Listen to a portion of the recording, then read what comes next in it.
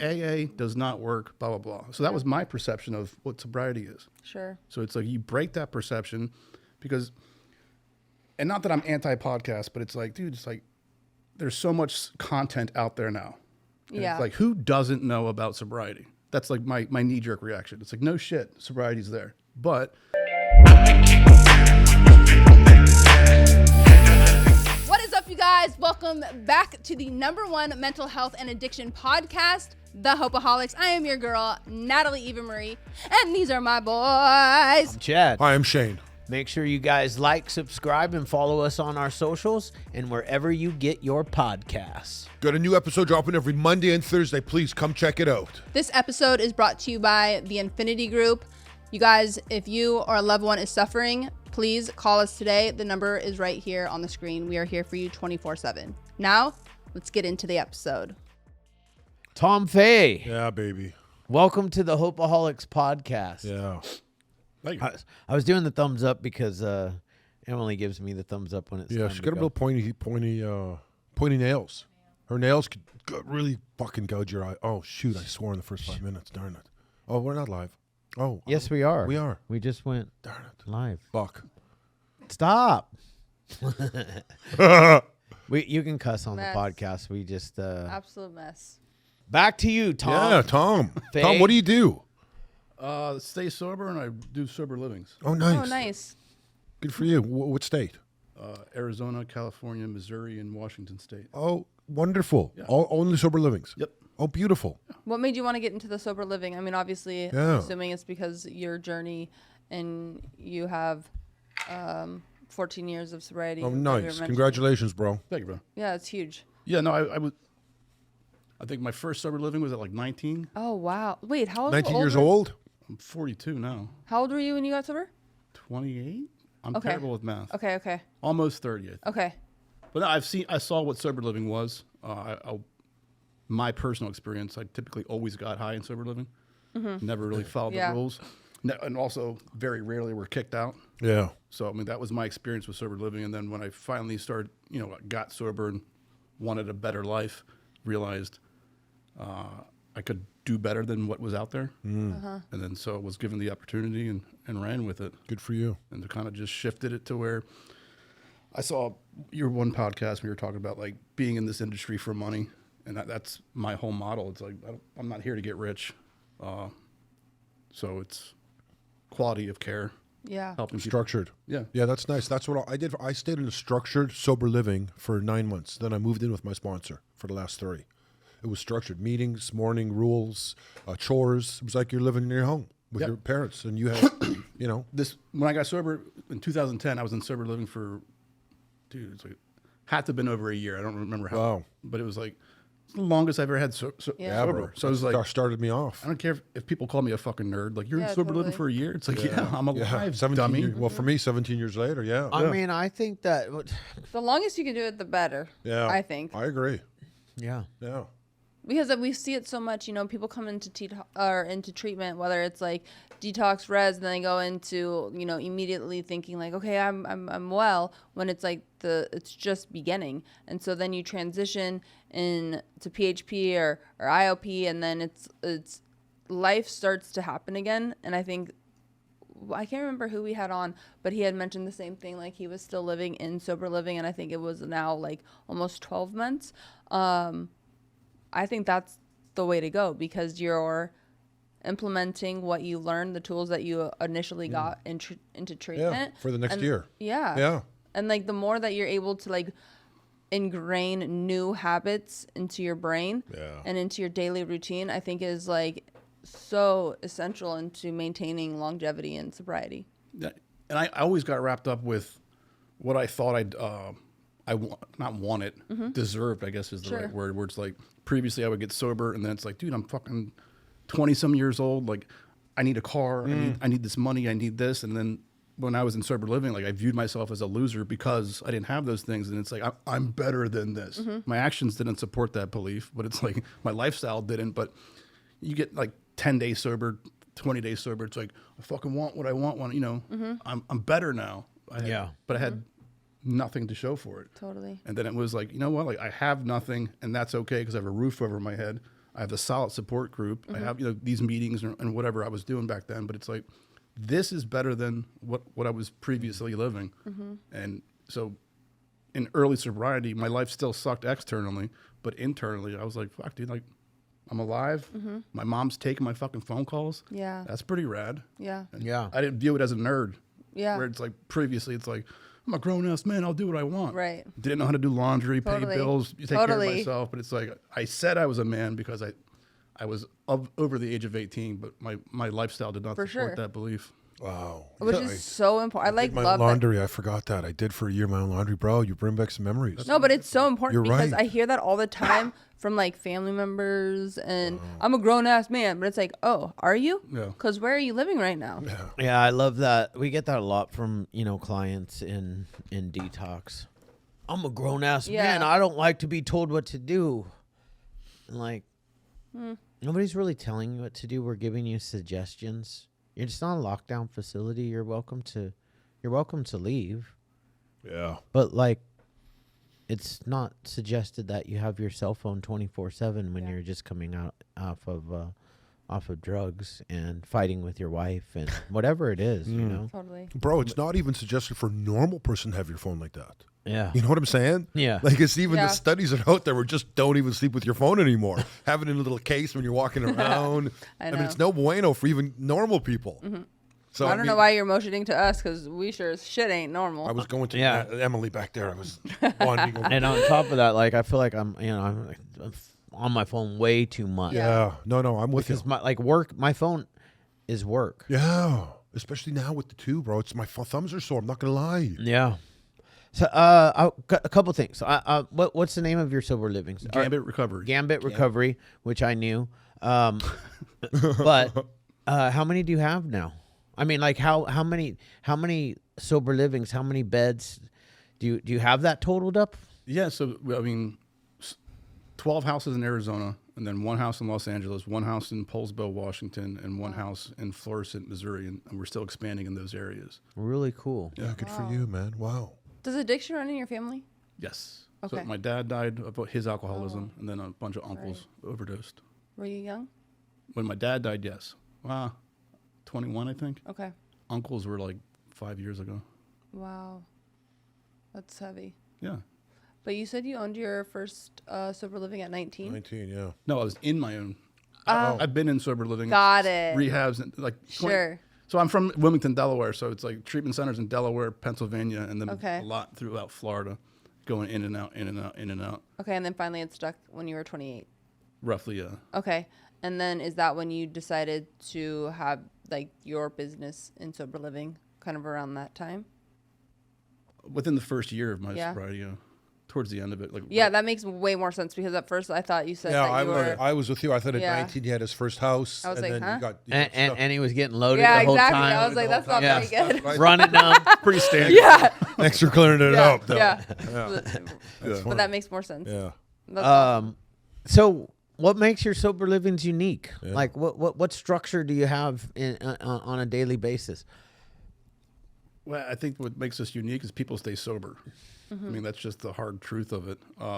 So I took everything that I did, everything that I wanted in sober living, and then put that on paper. And then I did like all the stuff that I was doing in sober living, like how to break the rules and get around contracts, and put that on paper. And then really just created like the community around it. So it's like you talked about the structure. It's less about micromanaging and more about like showing them if the better life is here, and here's how you do it. And in my experience, it was meetings. Yep. It was a service commitment at those meetings. Yeah. It was sponsorship, and more importantly, it was helping each other. Yeah. So like with one house, I started with one house in Chandler, Arizona, and then that turned into 2, turned into 7, and then it was like other people from different states were like, we want what you have out here, and then it was like, all right, let's do it. So I think what separates us from my experience in sober living was I don't want to call them the bad seeds, but like the me's. When day one, they either say this place is too well, or like fuck these rules, I'm out. And it's not even the rules; it's like the community where day one they're welcome. Hey, if you want to live here, this is what we do. Not like this is what they tell us to do. Yeah. They come in and they see that people's lives have gotten better, and it's not to sound lame, but it's fucking contagious. Yeah, it is. Oh, for Yeah. sure. I like that. And going back to the whole like I'm an adult thing, it's like, because I said that throughout my use, it's like, but there's no logic behind that. So it's like I'm a grown ass man, but I wasn't paying child Yeah. support. I'm a Totally, grown ass man, totally. but I was bumming money off anybody that would give it to me. So it's like we suffocate their excuses. It's like, okay, if you don't want to be treated like a child, don't be a fucking child. Yeah. And that's just not with sober living. That's like you apply that to life. For Yeah. sure. And it's really hard to not get a better life in sobriety. So it's very easy. It's not very easy. It is viewed as easy to, like, once you're separated from alcohol and drugs, it's kind of fairly easy to stay sober. Sure. It's not easy to stay sober when you implement life into that. Consequences, grief, loss, divorce, debt. If you don't have that, like, community, that solution, whether it's a 12-step base or whatever it is, it's very hard to stay sober. And that's, from my experience, I would go to detox, from a 5-day detox or to like a 90-day program and be like, I fucking feel great. Yeah. Like, I got this. And then it's like when I go out, it's like, fuck, those consequences are all still there. Yeah. Parents still hate me. I have all this money in child. It's like, oof, that's too much. I know what makes me feel better. Doesn't make my life better, but it makes me feel better. It's like right back to heroin, right back to drinking, and then saying like, I'll deal with that tomorrow. And it's like the residents remove those excuses from their life. And when it's like day one, it's like, hey man, if you want this is what we do. And it's not like told to do. It's like they're led. They're shown those actions. It's important if it's a community-based, God-centered, and obviously always God-centered. And when you got 8 guys or 10 guys or 12 houses in Arizona, are they all meeting together for meetings, like all 100 of them? So every Wednesday in Arizona, all the houses come together. Wow. There you go. And then we zoom in all the residents from out of Wow, state. that We is have awesome. guest Oh my speakers. gosh, That good is for you. awesome. Hey, I we love would love to that. speak one night. Absolutely. We would love to do that. And that's the coolest thing. It's like, I saw my father go to meetings. Yeah. Yeah. I saw a big book in my dad's car, and it was all the cool, keep coming back, Tom. Oh, right. Blah, blah, Keep it simple, I'm stupid. going to meet with my sponsor, but I saw my dad drunk all the time. Yeah. So it's like AA does not work, blah, blah, blah. So that was my perception of what sobriety is. Sure. So it's like you break that perception because, and not that I'm anti-podcast, but it's like, dude, it's like there's so much content out there now. And Yeah. It's like, who doesn't know about sobriety? That's like my knee-jerk reaction. It's like, no shit, sobriety's there. But to counter that, and this is part of the reason why I reached out, it's like I had a buddy that had not talked to, honest to God, in probably 15 years. He reached out to me very recently. I'm not going to say his name, but he very educated. But he was like, hey, man, like, I'm starting to feel like I didn't drink yesterday. And like, and he started explaining like what Yeah. he's feeling. I was like, dude, you're going through withdrawal. And he's like, what do you mean? And I was like, dude, like, you're fucking dying essentially. Like Yeah. you have the shakes, you're tremoring, like you're anxious, you're sweating. No idea. So then it kind of shifted my brain to be like, dude, like that's my bubble. This is our bubble. We talk about it, we live it, we see it. People don't know. Yeah, so many people don't fucking know that this is there. So it's like when you guys talk about like recovering out loud, to be honest, initially I'm like, the fuck does that mean? Like everyone recovers out loud if they're sober, but then it's like, oh wait, there needs to be more Yeah. advocacy. There needs to be more talking about this. Not to be like in your face about it, course. but stepping out of our bubble and into their bubble and saying like, yeah, I shot heroin the majority of my fucking life. Yeah. I stole from freaking everybody. Jail, crime, blah, blah, blah, up and down the East Coast, ended up in Arizona. Wow. How the fuck did that happen? Yeah. Here's how it happened. However, look at us now. And it's like, whether you viewed addicts as disgusting individuals or like had no idea it existed, it's like, oh shit, like that's pretty rad. Yeah. So It's cool your buddy reached out to you like that, man. yeah, it's nice. No, Yeah. but I love that. That's a perfect reason why it's so I wasn't important. finished. I wasn't What? finished. Okay, go on. I'm joking. I Say- was teasing. I Go. wanted to see But your... she got in before me though. She did. So She did. fucking- I heard both of you guys. I heard... like if and I then, and then if way she to go. You guys just like throw. No, throw it was off. nice. This is... So We're having fun. go Oh, then. my God. Go. No. She just burst your bubble, She dude. did. No, go. I had nothing to say. I was bugging you. I was going to do it to him, but you overbeat him. Even I was about to do it to him, and then you want. Okay, go. I don't remember what I was Neither gonna do Oh I. my god. We You- love you. you ruined it. You ruined it. What were you I gonna did? say? This is where we need to cue Emily. No, I was gonna say. No, I do remember what I was gonna say. Go. I think it's I mean, I like how your perspective changed, because when you said, "Who doesn't know about sobriety?"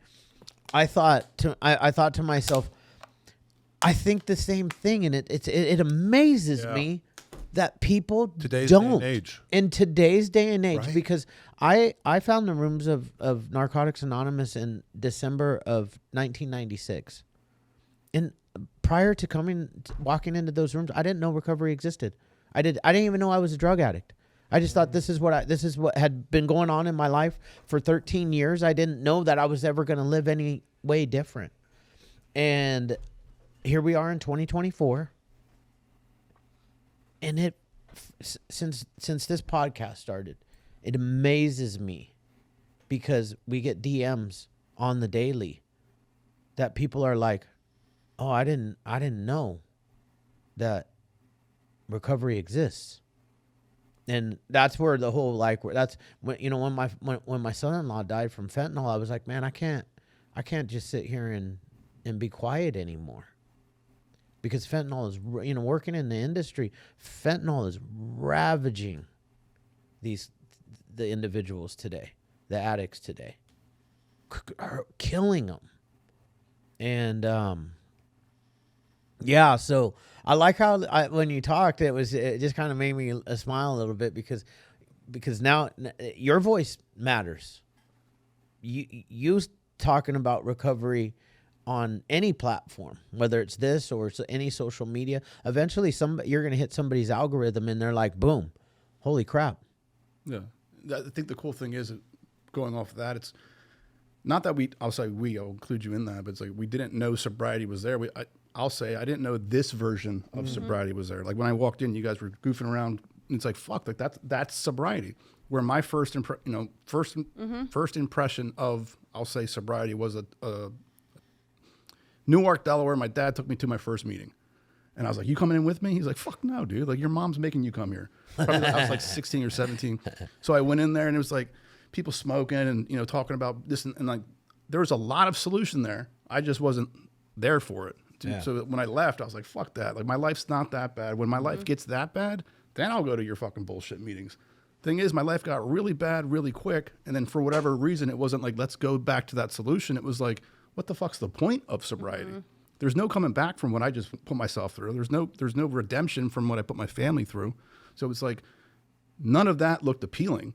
And then it's like, on the other side of it, you finally walk through that, like, the door of the unknown, and you walk through that uncomfortability, and then you see, fuck, dude, people are sober, their lives are getting better, they're dealing with grief, they're speaking up on stuff, and it's like, fuck, dude, like that's appealing to me, and it's like, fuck, I can get behind that stuff. It's the mundane, keywords and catchphrases that people use, and it's like, dude, I don't fucking believe you. I don't think you're passionate about this stuff, but when you walk into this and you see it and you feel it, you're like, fuck, dude, like I can get behind that. Yeah. And it's like the video I saw of you talking about your son-in-law. It's like, all right, and then I was telling him I was up at the gym. I was sitting in the sauna, and the dude was, I'll say a friend, acquaintance. He's like, knows what I do. He's not in the program, but he's like, how's the house is, the Gambit, this and that. And I was like, listen, telling him. And he's like, have you heard of Hopeaholics? And I was like, yeah, I have. He's like, yeah, hit them up, man. He's like, I went to school with And I was like, yeah. And I was like, oh, With shit. me? That's what he said. Wow. Who was it? Do you know? Dude named Alex.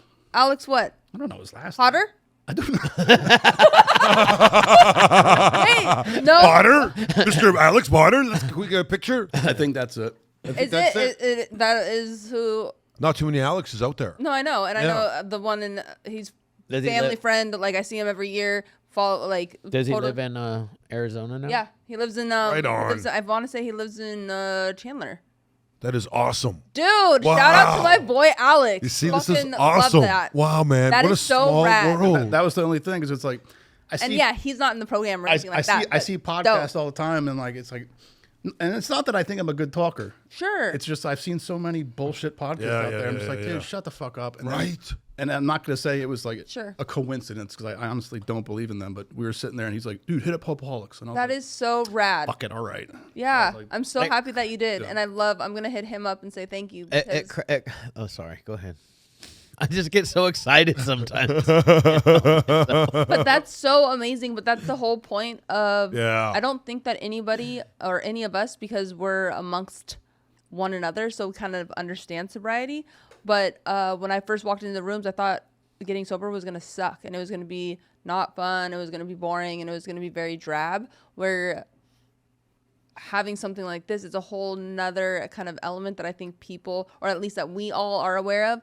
It's amazing that other people have no idea what sobriety can also look like, and giving that kind of perspective shift, because I think you have this like fake imagination in your brain of like, my life's going to suck, everything is over, and I'm going to be a dud, when it's totally the opposite. Totally the opposite. Yeah, man. I love that so much. Yeah. I'm so happy that you're here, and I have to hit up. I'll hit Yeah. up Alex. Good for Alex, man. Shout out to Alex. Yeah. That was huge. In the sauna. What, were you guys wearing anything in the sauna there? Shane. Yeah. Well, I'm just saying because when I go to the sauna, I'm nude, and he complained about my nudity, so I'm just wondering. Yeah, because you're weird. But I do. All right. You wear a That's towel. a California thing, Is probably. that a Cal? No, it is Arizona? not. Fuck no. I'm born and raised California. We don't. Maybe you up put a in towel. maybe up in L.A. But in Hollywood, I maybe. just want to be clear that this dude is from Canada and they do weird shit. We there. believe in nudity up there. That's all there is to it. I think that's totally fine, but towel is like nude and towel, right? Yeah, just hand it off to someone. There, you need a towel. No, Shane will wear a towel in there, but when he goes into the inn, he sets the towel down. Yeah. Yeah, ladies do that. Too. Yeah. And then he wants to, and then he wants to proceed to have a conversation with you. Like he'll even put his foot up on the bench and like be like, Okay. hey, how's it going? That's sobriety out of right control. That's sobriety. Yeah, it is. That's out of control. That's sobriety right there. Yeah, baby. Wow, Tom, welcome. Yes, sir. Yeah, it's really This is cool. awesome. But then also too, for people needing to hear, especially you have facilities all over, and they're looking into, they're getting out of, detox or res or whatever they're in, and then they need to actually now really start living life. And it's important for them to be able to hear you and know that you have sober living homes for them to then seek out and reach out to, and then actually live there and maintain their sobriety amongst other people that are doing the same exact things. Everything in our life is contagious, from positive thinking to talking, to working out, to just doing things that we know are going to better ourselves. It does pawn off onto other people. And I think that's really important. And you being here is definitely really huge for other people that are looking for that kind of transition, especially when you're coming out of treatment and going into that next phase. It's like purpose and meaning. Yeah. Yeah. 'Cause I know that one of my hugest struggles was getting over the consequences I was going to face when I got out of treatment in Arizona. But more importantly, I just viewed myself as a loser. It's like, dude, I'm a high school dropout, and all I did was shoot heroin. I accomplished nothing. I was able to get a stranger pregnant and become a father in addiction. But it's like, even then, I wasn't present for my daughter. Yeah. But then it's like I said, I got better internally first, to where it's like, all right, like I was the best father I was able to be while shooting heroin, which is sick to say, but it's like, all right, that's the fact. And then when I start to remove my excuses of why sobriety wasn't for me, it's like, all right, dude, like I'm alive. Maybe tomorrow will get better. And then you said stuff being contagious. I was borrowing other people's hope. Like they were hopeful that their lives were going to get better. And I was like, all right, I believe your life is mine might not, but I'm going to stick with you. And it's like, and I saw other people get jobs, and it's like, all right, cool. Like I'll get a job, and it happened to be in sober living. So, managing some bullshit sober living that I was in. And then from that turned into this, and it's like finding purpose and meaning and realizing just by having these conversations, like you said, like it might not be the three of you, but it might be someone listening. And it's like, I can get behind that, because that's what happened to me. My first sponsor took me to get my haircut when I got out of treatment. And I was like, okay, I don't have money to get a haircut. And he's like, fuck you. One, you look like shit. But two, like, this is what men do. You present yourself. Right. I got a haircut. And then he's like, all I'm asking is that you continue this for other people, meaning you go out of your way and you help them. And as lame as that sounds, it's like that meant everything to me, because I viewed myself as a nobody. And this random stranger was like, I'm going to clean you up and let's get you well. And I was like, all right, cool. So like since that day and many other days like that, experiences like that, it's like, all right, cool. Like it's less about me, more about other people. Yeah. And then it's like, then when getting my family back, and I got sober when my daughter was 2, and like developing that relationship and getting current on child support. It's like you accomplish these little things, and like to me they were little, to outside society they were little things. You're supposed to take care of your children. You're supposed to work. You're supposed to, but from shooting heroin for 15 years, never doing those things, like they were huge accomplishments. And I was like, woo, I got a job. Yeah. My first paycheck, like Totally. celebrating. And like my mom's like, yeah, that's what you're supposed to do, moron. And I'm like, well, guess what? I'm in it. I mean, It's so true. I can relate to that so much though, because I got addicted to crystal meth when I was 13 years old. And it went from that to smoking it to shooting it, and then to trying to sell drugs, to hustle. I mean, I was a terrible drug dealer, horrible, and in and out of the county jail, and then I say so much similarity. I got out of jail this one time, and the guy took me to my first meeting, and he, just told me to chill out a bit, let's just do this sober thing. And then I got a job. And I was a shy, scared kid, 20-some years old, going to meetings. I'd never had a job before. And then I got a job. I remember I sweating, palms sweating at my interview, nervous. And like, but for addicts, those are huge accomplishments. Like, our brains want us loaded and dying. So we're not like normal people. And telling us we're having fun while doing it. Mm-hmm. Yeah. Mm-hmm. Could you imagine like a normal person being like, yeah, I'm going to go shoot heroin today. Or I've been in a meth-induced psychosis for a week because I haven't slept or ate. And all I've been doing is shooting meth. And I'm going to wake up again and do it tomorrow. Mm-hmm. Let's go. Well, it goes back to that whole, like, I'm a grown ass man. Totally. Don't tell me what to do. It's like, I was paying for misery, telling myself I'm having fun, shooting heroin, being homeless, convincing myself my family hated me. They didn't, but I convinced myself, so I disassociated from my family. So I'm paying for misery, destroying my body. Nothing is getting better. Then I enter sobriety, and someone's telling me something that's going to better myself and make me feel better. I'm like, fuck your rules, man. I don't need that shit. It's like, dude, this is going to make you better. That's too much. Getting honest.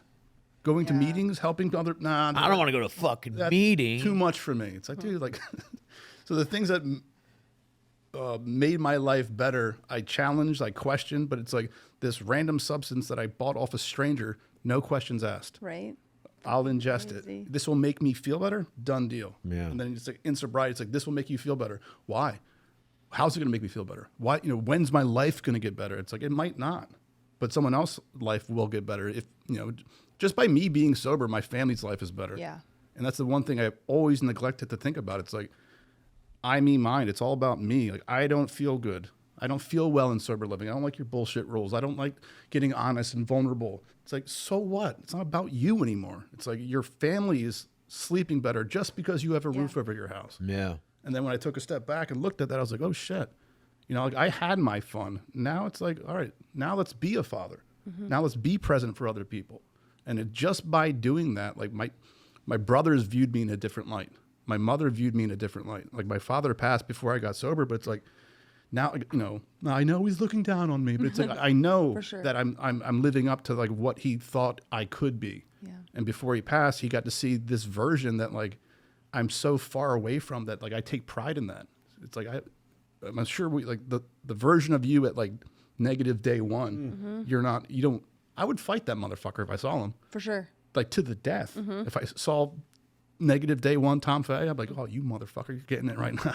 I could seriously beat that dude's ass too, though. And but he was only 120, 130. It don't matter. He thought he was like, he thought he was a tough motherfucker. But bro, going off that, like me you too, said, man. I know, it's crazy. It's your own words, so I'm not calling you a coward, but like you said, like you were insecure. Yeah. And I viewed myself. I thought I was the biggest, baddest motherfucker around, and I wasn't. Yeah. I thought it's like there's like the three levels. Like that's what I wanted to think of myself. But in my my heart of hearts, I knew I was scared shitless of fucking everyone. I was insecure as fuck. I thought I was stupid. I compared myself to everybody, telling myself I'm better than this person. But deep down, I'm like, I'll never ever compared to that person. Yeah. And it just kept me in this cycle of like, well, then what's the point? I'm never going to have a car. I'll never have a license. You know, I'm going to be dumb forever. It's like, why wouldn't heroin be appealing? And then it's like when you talk to people in early recovery or even right before, you know, talking to them about recovery, it's like they explain their life. It's like, no shit. Why would you not drink every goddamn day? Yeah. There is no purpose in meaning. It's like, all right, so step out of that circle and like look at like what this is. Then maybe drinking won't be so appealing. So it's less about like the rigorous routine of like, I'll say a 12-step based program or whatever, and more about just like, look at what life could be if you're just adding to it rather than, oh, I'm not getting from it. Add to it. Right. And then it's like, okay, so alcohol, and there's nothing you can put in front of me today that would make drugs and alcohol appealing. Nothing. Would it make me feel better? 100%. I would feel great. It's been over 14 years having a beer and getting a buzz. That would probably feel really good. Wouldn't add any iota to my family's life. My daughters wouldn't be, it wouldn't. So there's nothing you can put in front of me to be like, you know what? Let's do it. Consequences, you know, and I used to do this in early sobriety. Me and a buddy, Matt, we'd always say like, win the lottery. Like, how are we going to, you know, I'm going to hire a whole team of doctors to come around with me as I get high. So in case so it's right. like, but like today, like my life today internally, it's like, what would happen that would make me want to like escape and just get high? It's like a death of a family member. It's like, not even that. Like I want to be present for that. Sure. Or, you know, something happens to your daughter. No, like I want to be present for it. I want to be, you know, if family member, like I want to be there for my mother if something happens. I want to be there for my brothers if something happens. Because it's like, I was there physically when my father passed. I was so checked out and drunk though. I was useless to my family. Yeah. Like my mother just lost her ex-husband. My brothers lost their father. You know, my dad's brother lost his brother. And I made it all about me. So it's like, I lived that experience. So now when I'm there, it's like, I'm there for that. I'm there for you. Like, I want to be the strongest person in the room for you. And then just by doing that, other people get to see, like, holy fuck, that's that scumbag that ripped me off. Yep. And he was strung out and covered in track marks. It's like, yeah, no longer, you know? So it's like you said, beat that dude to death. It's like that version of me, like you said, like I thought I was Bobby Badass, but I was 115 pounds, covered in shitty tattoos, and couldn't walk in a room without telling myself I'm a huge piece of shit. And even though my actions supported it, I don't think I really was. You know, that was just, that was my addiction talking. It's always funny to look at somebody who's got, you know, a lot of clean time like you and a lot of recovery and like I look at you and I'm like, I can't even picture you shooting heroin. Like, this ain't the same dude. No, it's funny. My wife's not in the program, but never see me drunk or this and that. And I always joke around. So her sister has like these fizzy drinks. What are they called? Like seltzer waters. Yeah. The flavored ones. I'm not going to promote their name, but so Yeah. anytime we go over to her sister's house, I'm like, hey, Christy, I'm going to grab a beer. Like that's like my beer, you know? Yeah. And then also joke around with my wife. I'm like, what would you do if, like, you know, I just started drinking? She's like, I would fucking leave you. And I was like, wait a minute. And I was like, 14 years sober, like you would leave me if you came home and I was just drinking? She's like, yeah. I was like, but you know, what if nothing happened? She's like, I don't need that. She's like, I've heard stories from your family about you drinking. She's like, I never want to see that version of you.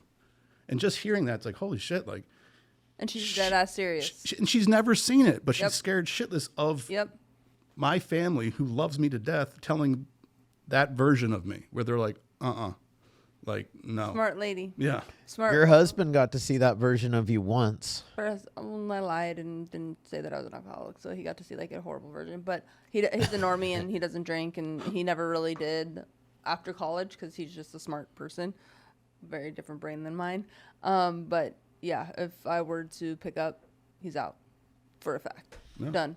And I need something like that because I think that I run things pretty well. I don't at all, and I need a firm hand. And so I'm very much aware that Firm backhand. sure, either it doesn't matter. I know, right? Me too, bro. That's Fucking the matter. thing. I need to be put in my place, and Everyone does. I think it's really important, like especially in a relationship, especially with somebody like ourselves of having those. And every relationship is going to be very, very different on like what is tolerated and what is not, because each individual is different. But I am fully aware and do not take it lightly. Like if I were to pick up, I don't have any desire to. My life is freaking amazing. Is because my mind is at peace. Like I'm at peace with myself. So those insecurities that all of us had prior to when we picked up and to begin with, when you start doing other things that are what normal people do, like getting a license, paying child support, showing up for your family, those are all building like self-esteem. Those are all actionable things that we're kind of acquiring, which then builds self-esteem. And then now that insecurity is lessened. That little lessened voice is because we're not a piece of shit. We're actually showing up and doing things, paying our bills on time or paying off our debts, and just all things that normal people don't really have to like think twice about. We tend to cause a lot of wreckage. So for me, it's I know for a fact all of that will be right back if I were to pick up and use. And that's like not far from my mind, and it doesn't go away. That's why we have like our daily reprieve, and having conversations like this is just another testament of like, you have 14 years and you're talking as just like the first guy walking into a meeting on day one. It's the same shit. It's like, you got to show up. You have to be of service to others. You have to like, this is like at the forefront, because it will take us, each and every one of us, out if we don't pay attention to it. So I think somebody like yourself being in the sober living business is huge. It's awesome for all those people that are in your facilities, is because they have somebody like yourself that's doing the deal, showing up and guiding it. Exactly. And has been there. You know, it's very hard to take direction from individuals that have no idea what the fuck they're talking about or haven't been in that position. And you're like, hi, been there. I know exactly what you're talking about. Yeah. Sit down and shut up. Do we have a moment of silence right there? I think we did. First time ever in a year. First time in like 18 months. You want to know why? I enjoyed it. I was thinking as she was talking, I was like, man, we spend a lot of fucking time together.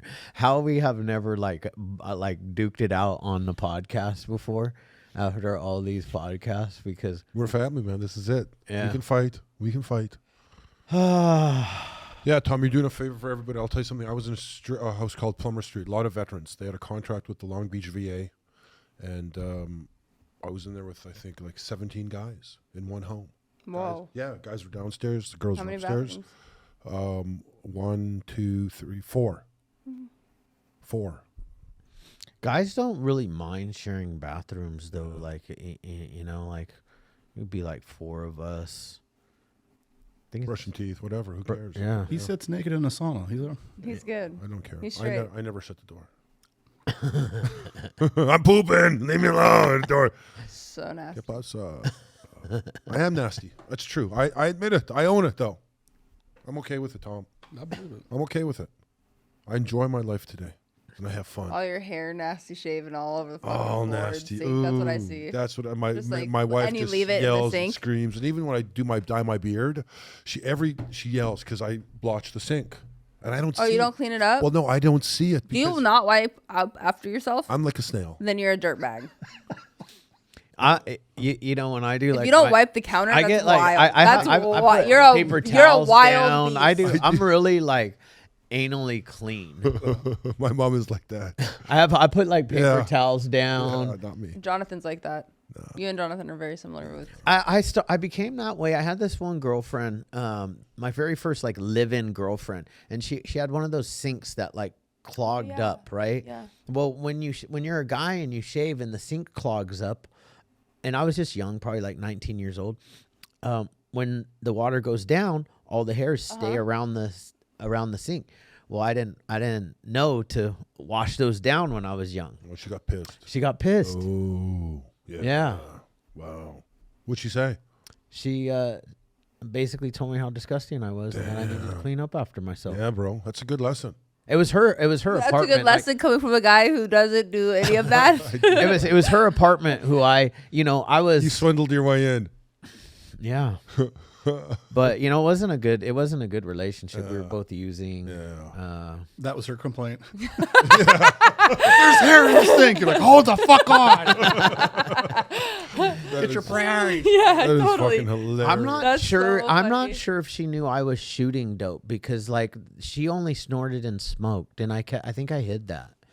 I was Super healthy relationship. yeah. Good one. I always hid that from my couple of girls that even would stick around with a psychotic maniac in the midst of a meth-induced psychosis. How long have you been married? Phew, why would you ask that on there? 8 years. Why is that bad? Because we all screw that think up. about it. Shane, how long you been married? 16. Huh? 16. When's your anniversary I date? know exactly when it is because my kid is 15 and a half. When he's 16, I turned 16 in my marriage. And I'm married the day before Christmas, bro. Gotcha. Literally last year you did. I didn't know. I've grown. I found God this year. Good. Yeah. It's the day before Christmas is your anniversary, I think it is. or the day after. I think it's before. It's the day after because I was stuffed and I went the day. I think it's the day after. No, I think it's before. I was full of food. I remember waking up full of food thinking, get I married? may as well get married. Oh, Oh. did I say that out loud? Yeah, that's how I felt at the time. May as well go get married. I'm in Vegas. Let's go. You know what I mean? You should have seen her mom get dressed so fast. When I screamed at her, let's go get married, they're like, yay, let's go. Oh, yeah, it was crazy.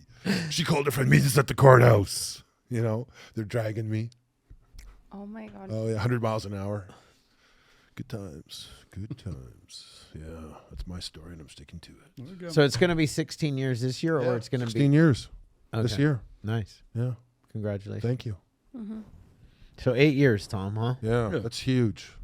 It's nuts. Yeah, it's crazy, man. And how old are your kids?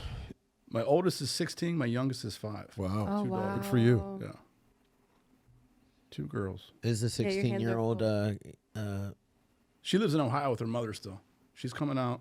Well, she comes out for holidays and stuff like that. But like, I think that's not that there's I can pinpoint like my proudest moment of sobriety, but I think that's the coolest thing about I'll say when I look at my sobriety is because of my addiction. I moved to Arizona to be a father. That was the goal. I was living in Florida. For lack of better words, I'll say a one-night stand turned into my daughter. But I moved to Arizona to be present for it. At the birth, I didn't call my daughter it. Yeah. But I was like, all right, like this is the best reason to get sober. Yeah. And then when I moved to Arizona, I knew nobody except for my daughter's mother. And when you're coming from like active addiction in Florida to where you're always doing something around like that culture, I'll say, and then you come to Arizona and it's just like you're in an apartment and it's like, all right, I'm going to be a dad. First thing I did was find a bar, and then all right, now I'm not present. So they left Arizona to be around my daughter's mother's family to get the support and Yeah. care that she deserved. So of course I made that about myself. Woe is me. I moved across the country for you. You left, and then I found heroin. So I not that I wrote my daughter off, but when I got sober, I never thought I'd get her back. I never thought she'd want to be in my life. I never thought her daughter would her mother would forgive me. And I made my daughter like my priority, and my actions didn't support that though, because I was still a freeloader in sobriety, in early sobriety. And a buddy of mine that I use this quote on everybody. It's like he told me, he's like, dude, shut the fuck up about your daughter. He's like, you don't need your daughter to be sober. He's like, but you need to be sober to have your daughter. And then that shifted my perspective on like honestly everything, not just my daughter, but it's like fucking everything. Like I want my mother to take my phone calls. Like I need to be sober. I want my brother's respect. I need to be sober. I want a job. I need to be sober. There's plenty of people that can work when they're high. I can't. So it's like, all right. So I started applying that to my life, and just by working on myself, bettering myself, doing small things, it's like the phone calls, they started coming. And then the back then it was like Skype. It's like the Skype started happening, and then it's like I went to Ohio, I made amends to her mother, and spent time. And it's like then through that, like this relationship developed, and now it's like I am the best father that I can be in Arizona to a daughter that lives in Ohio. But she loves me. She texts me. We talk. We FaceTime. She comes out. I go. So it's like that's the one thing that's like not that, like I said, like I removed it from my brain. It's never gonna fucking happen. Quit talking about it. Just be a better human being. And then by becoming a better human being, it's like all these things came back. And I'll bring this up because it's like in early sobriety, I was in sober living. I won't say I was really doing anything like productive as far as like a program. But I called my mother and I was like, hey, I gave her this whole spiel about sobriety, how amazing it is, and all the friends I'm making, and hey, 12 step, blah blah blah, and like as a member of this and that, and I was like, part of this is fellowshipping, and we like to go out and do stuff, and like, if you could just float me some money to help me with rent, to keep this roof over my head, and so I can go out with the boys. And she was just like, dude, like, she didn't curse or nothing, but I will paraphrase to make it sound cooler, but she's like, I don't give a fuck, you're sober. She's like, there's plenty of people that aren't shooting heroin that we're not, throwing parades for. When's the last time you talked to your daughter? When's the last time you paid child support? When's the last time you talked to your brothers? When's the last time you called me and didn't ask for anything? She's like, I have damn near bankrupt myself paying for she has cancer. So she's like paying for treatment. My hair's falling out. I'm bloated from chemo. And she's like, and I have my 30-year-old son calling about how great sobriety is and how he's doing so well, but he wants me to pay his rent. She's like, you're not a man. And if you're the representation of this program you're talking about, she's like, that program's the biggest joke. And it rocked me to my fucking core, because it's like, fuck, dude, like, I'm living a lie. And I'm the guy in the meeting, like, I'm going to be the best father ever. But my actions didn't support it. So that one conversation with my mother, like, honestly, I put the phone down and I got to work. I was like, I don't want to be this in sobriety. I don't want to be this version of myself. Mm-hmm. And then it's like, all right, get to work. What do I need to do? And then through like we were talking about earlier, those small conquests, I'll call them, achieving those small little goals, they start to add up. And then they were bigger goals. And then it's like, then when you see the results of it, it's like, I'm in Ohio now spending time with my daughter. It's like, fucking hell, dude. Like, this is what sobriety is. It's like, that's the feeling that I was using heroin for. Nothing compares to that. Mm-hmm. And then it's like, then the conversations got better with my mother and my brother. And it's like, so it's like, when I go to, I'll watch podcasts or go to meetings and I hear people talk about like how great their life is. And it's like, when I was in Florida, the big thing of like the people like, my biggest struggle today is waking up and finding out what suit to wear. It's like, dude, fuck you. You know what I mean? Like there's nothing attractive about that. But when I hear someone talk about like getting their life in order, and like I say, like my mother takes my phone calls today, because that's huge to me. For sure. And it might not be to somebody, but I don't care about a fucking suit. I'll never wear a suit, So it's like, what's important to me is like my family, my daughters, having self-respect, being able to look back at my past and not get miserable about it, and be like you were talking about, like, dude, like, fuck that dude. Like, that dude had sold himself so short, and finding strength in saying shit like that. Like, it's not easy to reach out and ask for help. For sure. And I know that I struggled with it because I viewed myself as weak, because I didn't know how to live. I got, 22 inpatient treatment centers. It's like, and anytime I got out and life got hard, right back to using. And I would say like, oh, I'm weak. I can't. It's like, dude, no, like, you're wrapped up in that. Once you're out of that, there's so much strength in picking up the phone and saying, I'm fucked and I need help. And it's like, once you realize that's the strength of it, dude, life gets so much better when you're like, you know what? That's not weak. What's weak is saying, I can do this, knowing you fucking can. What's weak is lying to yourself every single fucking day. Sorry that I cursed so much. No. You're so good. I think we all have a potty mouth. And massive respect to your mother for actually telling you the truth and smacking you in the face. Because a lot of times, especially parents, it's difficult to watch a child go through active addiction and then get out of it and still not really be that person that they know that they can be, and still in a sense mooching off of them, and making their lives not what they should be. And good for her to basically hit you in the balls. Them of a decent life. Yeah, it's terrible. Blood sucking, son of a bitch. It's crazy to think, like, my life today, the fact that I'm in California talking with you guys. That's totally fucking insane. It is. Where it's like, I'm a high school dropout. I thought I'd amount to nothing, and it's like, I've heard this and I say, it's like, I'm in the sick realm. I'm really grateful that I destroyed my life. I destroyed that version of myself through my addiction, because had I not, I wouldn't have the life. I don't mean like external. Like, I wouldn't have me today. The way I view things, the way I treat people, and it's like the way I'm talking today. This is every day. This is every meeting. It's like, this is one, who I am, but more importantly, it's like, it's who I became in sobriety. And I know that I'm not asking you to do it now, but it's like, if you look at the version of you before sobriety, I'm sure you've never pictured this, like your life today and all the stuff you guys have accomplished. You guys have accomplished a lot. So it's nuts to think about, like, who I thought I wanted to be prior to getting sober. I'm so glad that dream did not come true. Sure. Because it's like through busting my ass and, sacrificing so much and just really bettering myself to better the lives of other people around me. It's like, it became this awesome thing where I get to do this. And I don't mean like, I get to travel. I mean, like, I get to fucking talk about helping other people. I get to talk about sobriety. I get to hear about your guys' life. And for once in my life, that's appealing to me. For sure. Where previously someone talks about themselves and like, sobriety. It's like, dude, shut up, dork. Like, it's just heroin. What's the big idea? Right. I love it. It's crazy. I did reflect while you were talking right now, and thank God I didn't become what I wished for in early sobriety, because I would have sold myself very short. What I have accomplished, and not just on the realm of,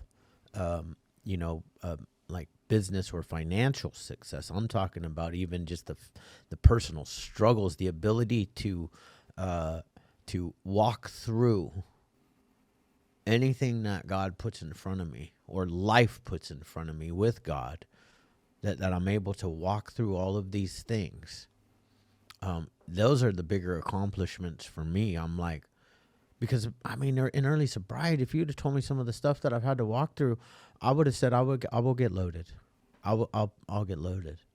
If that happens to me, I won't be able to make it through that.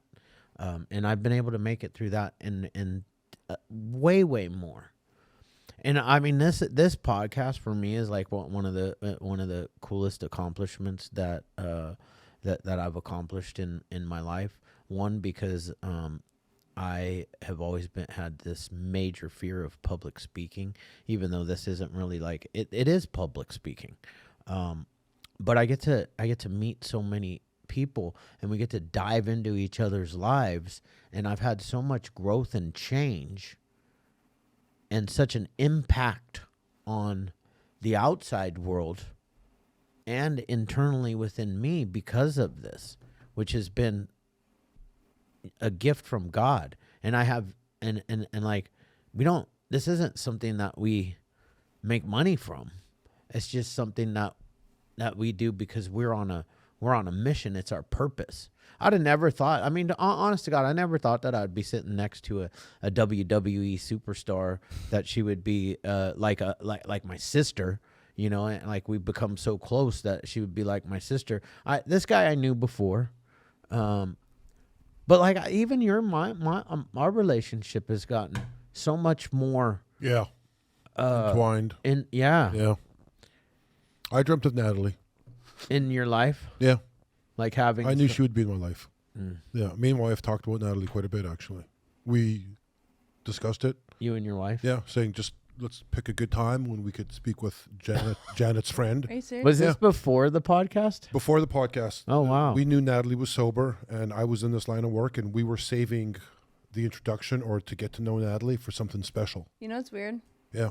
Is Janet said when she initially, I didn't tell you guys this part, but she said she said she spoke really highly of you and Marin first. Yeah. And then she's like, to be honest, they've been bothering me a lot about you. Yeah. Like trying to. Yeah.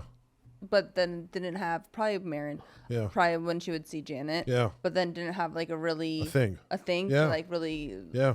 Because Janet had mentioned you before. Yeah. We talked about Natalie quite a bit, actually. We put her in our minds and to say, let's bring Natalie into our life. I really think we could work together. Interesting. Yeah. So we had discussed that months, maybe even a year before we got together. Crazy. Yeah. So I felt Natalie would be in my life. Just didn't know how much. I just didn't know how much, right? Yeah. But it is wild. Yeah. Like, I don't think any of us thought that we would be sitting around and talking and laughing, and like where we all went was fucking dark. really dark to then now be in this position where we're just like kind of like laughing about it Yeah. and then talking so lightly and talking about like beautiful things is really just a kind of a wild ride. I would have never you couldn't have put a gun to my head and told me like the craziest. You'll never guess like what you'll be doing and what you'll be talking about in your future, because this is not definitely it at all. You know, Mm-hmm. like such a wild ride. Yeah, it's cool. And look at you, you're talking about PHP and IOP before. Look at me. You know what I'm saying? Like when you walked in the door, what, 14 months ago, 15 months ago? I knew nothing. You knew nothing, bro. Yeah, I failed every time I went to You treatment. didn't know what IOP was, or PHP, or Nothing. detox. What is this? I know, I spoke it good. And now you were rambling it off. Yeah, PHP, IOP. And I'm thinking, yeah, go. Right? Yeah, it's cool, man. Thanks. It's good stuff. That's great stuff. So your wife's not in sobriety. Correct. Normie? Yeah, as normal Yeah. as can be. Yeah. Yeah, nice. And then you got the one kid. With her, yes. Okay, nice. And then the oldest Mm-hmm. is 16, yeah. Yeah, that's cool.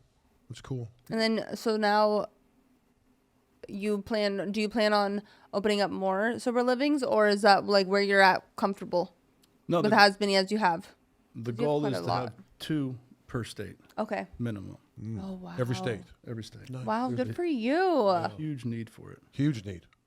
We need to link up with him because 100%. so I'm getting ready to open up. I partnered with these guys to open up my very first treatment facility in Laguna Beach, but it's detox and res. Nice. So then obviously I need a place for them to then transition into life, and they Yeah. need to go into sober living. Sober living, yeah.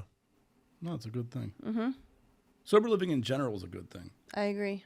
And I'm not saying ours is the best, but I'm saying that the idea of sober living agree. is I knocked it at first in, like go to sober living. It's like, course. dude, what the fuck am I going to do there? Yeah. I'm having deja vus like fucking nuts right now with this guy. Why? I don't know, just the way he's talking. He's reminding me of someone I really know that's close to me, but I can't Really? pinpoint it yet. Yeah.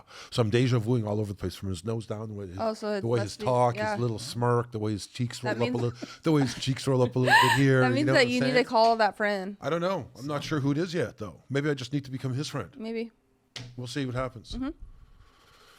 But I think with sober, going back to the sober living Yeah. part, it's what we did was we implemented, like I said, everything that I wanted in sober living Yeah. is what Yeah. we supplanted in there. So it's like career path, Sure. purpose and meaning, day one. Because I know that like coming in, whether it's a 30 to 90, you're not working for that time. So when you Yeah. get out, you're like, what the fuck am I supposed to do? And it's like, all right, well, here's these options for you. Mm-hmm. And then, like I said, it's sobriety in general. It's so much, I won't say easier, so much more meaningful when you have For sure.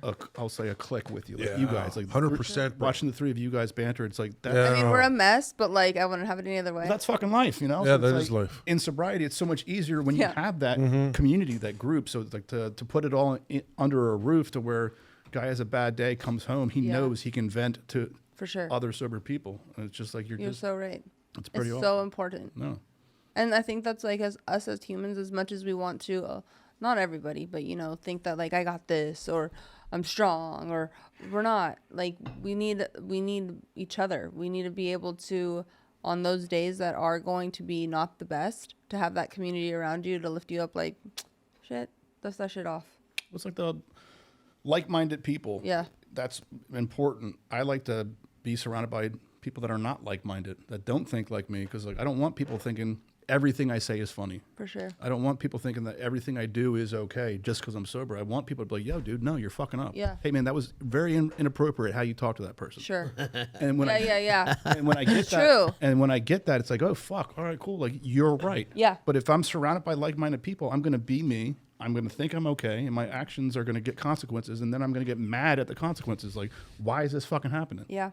I'm fucking sober. You know, I'm somebody, And the cool thing is like, I was taught in early sobriety, like resentment's the number one offender of resentment. And it's like, oh yeah, it is, until you get some time. And then it's no longer resentment, it's ego, in my opinion. 'Cause Totally. It's like, if we're going to base it off of the book, it's like, they knew nothing about long-term sobriety. It was all about like then and there. Long-term sobriety didn't Yeah. exist. So it's like now when I'm in sobriety, 5, 6, 12 years, whatever, it's like ego is what I've seen take more people out. Yep. Because it's like they get time under their belt, and then they say, like, I don't need this. I don't Yep. need to sit around and talk about sobriety. I'm going to live my life. my life is better now. I'll erase how it got better and tell myself it's because of me and all of my and I know best. Yeah, and all my amazing accomplishments. And it's like then the alcohol looks appealing. I fucking earned this. I deserve a beer. You know, I deserve to try this new. I've never done fentanyl, but it's like it terrifies the fuck out of me. So you can call me a pussy all you want, but it's like I'm scared shitless of it just because I've seen the carnage that has come with it. Yeah.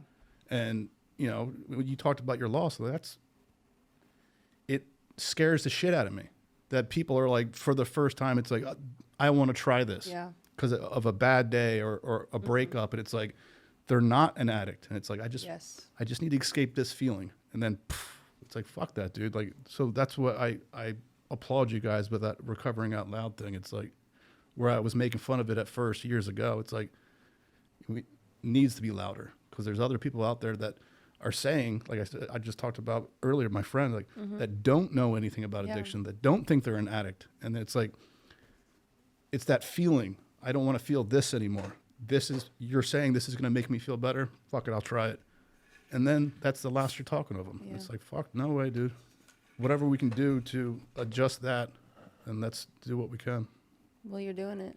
Yeah, you need a leader like this, man, saving lives. And I think it's easier to stay in treatment and stay sober than it is to head out after the 90 days and stay sober. No, you should not leave treatment. I don't mean leave. I just meant, and not do. No, you got to go sober living. Yeah, otherwise, you're fucked. You have to. You have to. Look, even science tells us that because we do so much damage to our brain. Yeah. This is truly a brain disease.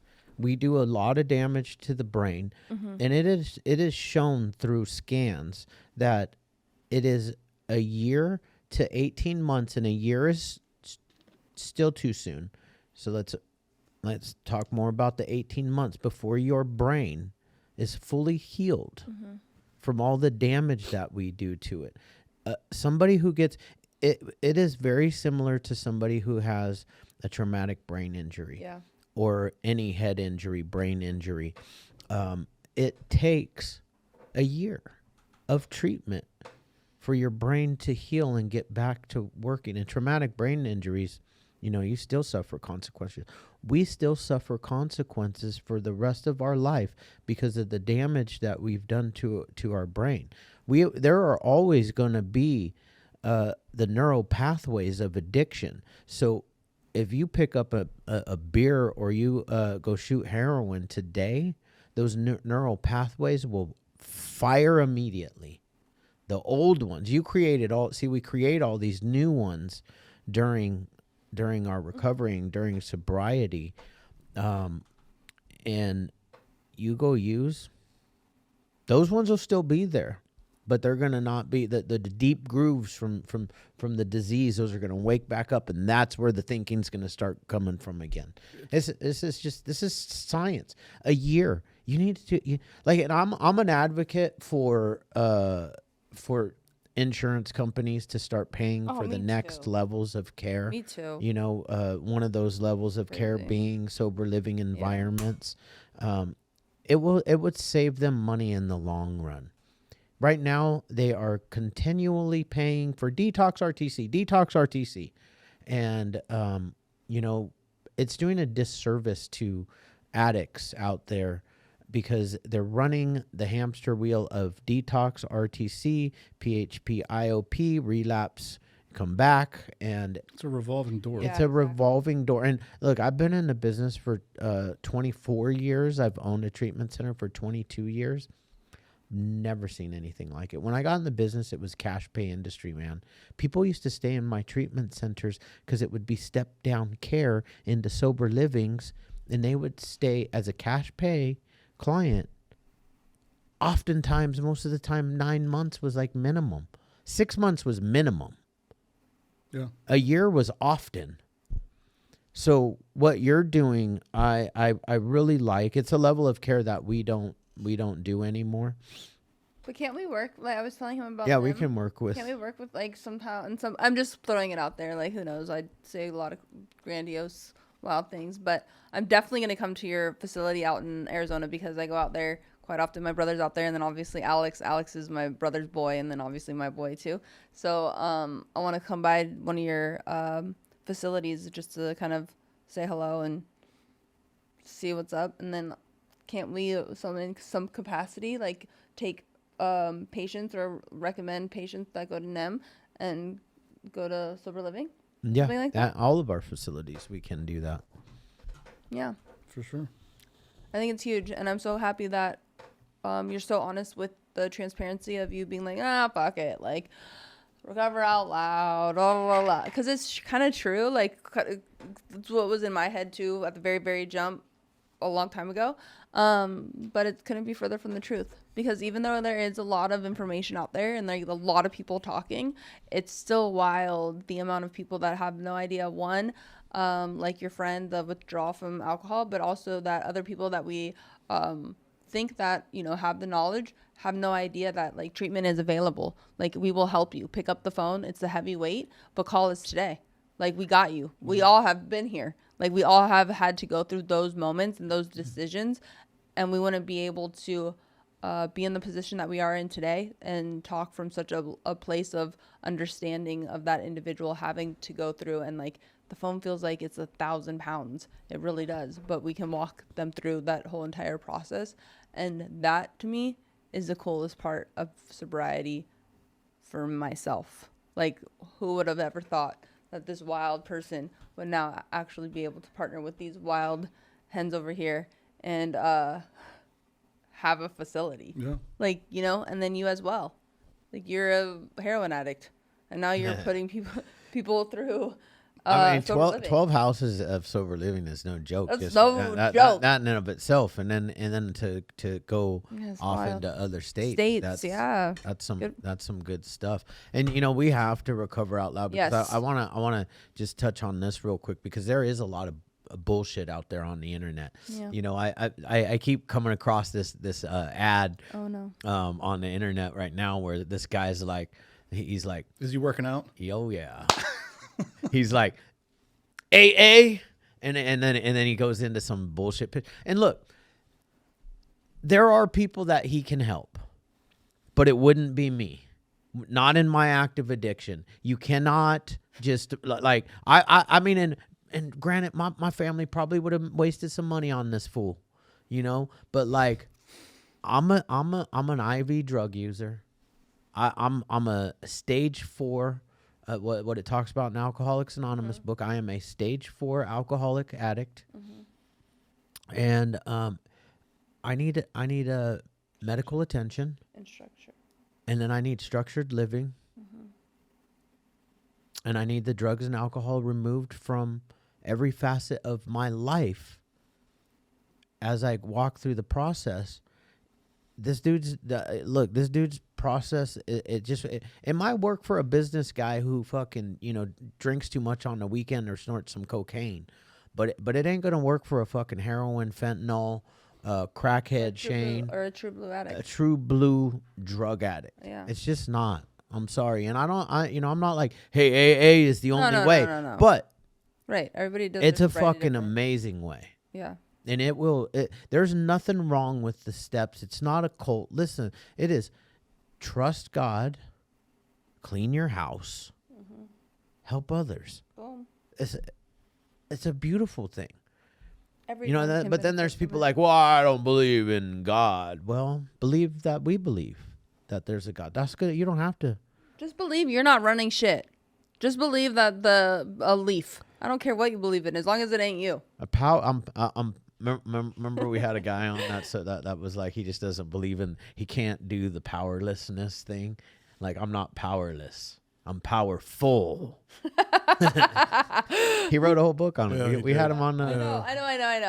I'm not talking can't. shit on him. Yeah, you are. No, I'm not. I am. No, but I am. But to unpack all that real quick, so you, the brain. So the brain scares the Yes. fuck out of me. My brain, because it's like, I was at my dad. I watched my dad take his last breath. I know I was there physically, and it wasn't that long. It was a year before I got sober, so we'll say 15 years ago. But I remember I was there. I don't remember too many details of it. I remember I was at my daughter's birth. I don't remember oh wow. details about it. Yeah. I can remember where I was, who I was with, the car I was in, the cassette case that the line of heroin was on. Like, that is scary as fuck. That my brain, I agree. boom, I remember everything about that moment. The feeling, I know. the cuts. I don't want to get into the details, but it's like, fuck, no, dude. So it's like everything I do separates myself from that memory. It's still there. Oh yeah. And then it's like, it's like, so like, I was like probably 20 years old. I stabbed myself in my stomach and I slit my wrists, and I had reconstructive surgery, my artery and nerves, blood transfusion. And it's like, that was where my addiction took me. And then I got shipped to Florida to go to treatment. And then when presented with heroin, my brain was like, it wasn't that bad, dude. You overreact. You're a little dramatic. You know what I mean? So it's like, this is with sutures in my wrists. I'm like, it wasn't that bad. I am powerful. I can control it this time. Control it. And then it's like, and then to unpack the whole like treatment stuff is like, my dad had great insurance. He was in the union. I don't know if he was in the union, but he was a pipe fitter for DuPont. And it's like, so I could go to the best rehabs in the world. And I loved it. But then it was like when presented with real life, like, hey, you're being discharged after, 96 months, whatever. It's like, all right, cool. Then it's like, get a job. It's like, what the fuck? How? I can't talk to people. Yeah. I'm not a good interviewer. Yeah. I don't have good social skills. And then it's like, all right, back to using. So it's like that revolving door. I think that's, and you touched on like the calling thing. It's like, I think everyone knows about it, but it's like, then I look at my mother with my addiction. Her husband at the time was an alcoholic. Her dad died of his alcoholism. Her brothers were addicts, yet she didn't want to admit her son was one. And like you doing crystal meth at 13, like I'm sure your parents weren't like, I'm not going to say proud, but it's like, I don't think they wanted to admit that. And I see that today where parents call and they're like, this is the first time he's not that bad, but he's getting out of prison. It's like, he's in prison. It was that bad, Yeah. So it's like, I think it's breaking that. Yes. He's not like the rest of the guys in prison. I think breaking that stigma. I it's agree. like, fuck, it's okay. Yes. It's Yes. okay. He's Yes. fucked off. It's Yeah. okay. Yes. Your daughter's struggling. So true. Fucking get the help. Pick up the phone, call. Yes. And and I think that's it's one of the many struggles that I'll say. I'm not speaking as a parent, but it's like I've seen parents struggle with saying like, they admitting their son or daughter has a problem. I totally agree. I feel like I love my parents. It has nothing to do with them. I don't know if it's the generational thing, but it's like you don't put your shit out on the street. But I also think that with parents, it's really hard for them to actually not be in denial because they have this like sickness of thinking they did something wrong. Maybe they did, maybe they didn't. But like in my parents' case, like absolutely not. Like we just like the gene runs heavy. Like my dad's, I never got to meet my grandfather. He died of cirrhosis of the liver. But like it, and me and all my brothers, we have the gene. It's hard for parents to like admit it because I think that they failed. Exactly. And they have not at all. Or Breaking that stigma. So I love that you said that because it's totally or I should okay. say and, not or. And there's an and or. You don't want the Joneses to know. Yeah. Don't put your shit out on the street. That's kind of definitely for sure. And you don't want the Joneses to know like, The Joneses oh are fuck. calling too, though. That's Yeah, totally.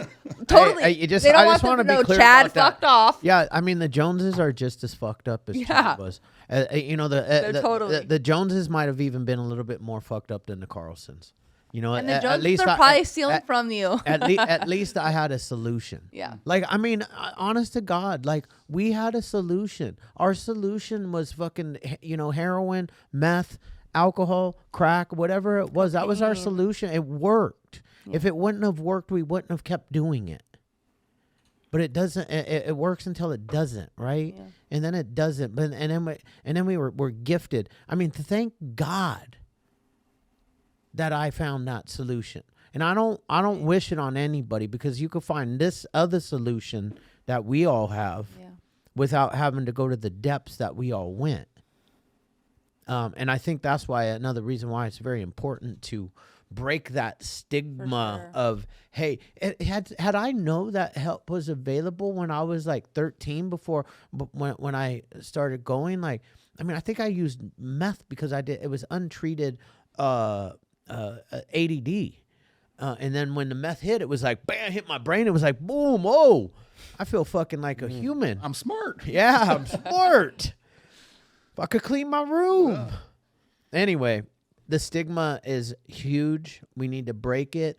There's no shame in having an addiction or a mental health issue. There is no shame in asking for help. Yeah. There's only shame in staying stuck in your own pain. Amen. Amen. Yeah, that's the crazy. Like we had touched on it, but it's like when you're in that pain, but you're telling yourself, "I'm having fun," Yeah. and it's better than that. Yeah. It's better than going to. That's where I was at. Going to meetings, I thought that was like that's defeat. You know, saying you're an addict or alcoholic or talking about sobriety, it's like, dude, that's fucking corny as fuck. I want nothing to do. Meanwhile, being homeless, shooting heroin, and hating myself. That's unappealing. Or how about recovering from slitting my wrist and stabbing myself in the stomach? Because that's appealing. Yeah. But going to a meeting is like, oh, I no. said the brain's you know what a I mean? crazy place. No, but I'm saying that that's where our disease takes us. Like the rationale is so insane that like when you sit here now, obviously 14 years clean, and like we can laugh about something so dark. That is dark. That is a terrible place for any individual, regardless, to ever take themselves to.